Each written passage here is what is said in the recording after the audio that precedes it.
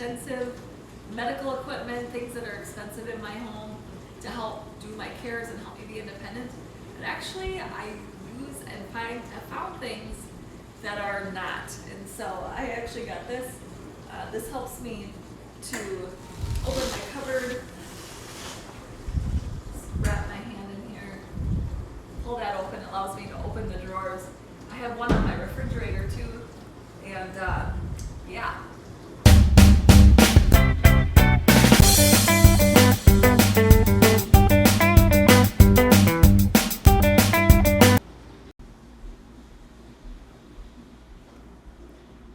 Welcome to our living room.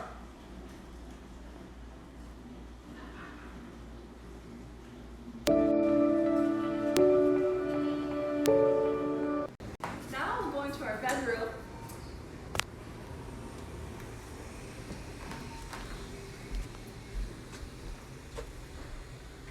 This is where Doug and I sleep, and obviously I have a pretty big closet. Where I have 90% of it and Doug gets 10. Well, actually probably 95.5.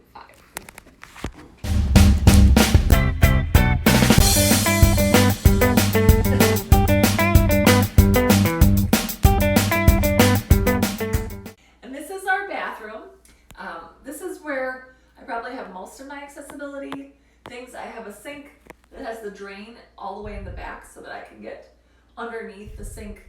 And also I have a roll-in shower. So as you'll see, there's no step into the shower, and the tile has a 2-inch grade of slope, so water doesn't leak out.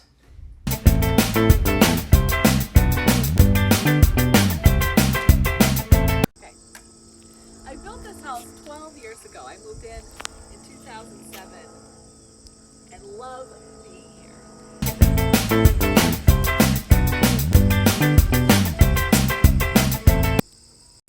This is my favorite place to be in the summer, where the sun is shining. Love it out here. I also wanted to say that I did not put an elevator in just because it was so expensive and not always reliable. So I actually just have a cement path that goes around to the basement. So I rarely go downstairs. It's just Doug's man cave. So when I do need to go down, this is how I can get down there. This is my office where I spend most of my day. I also have my Dragon microphone that helps me talk into my computer. Thank you so much for joining me.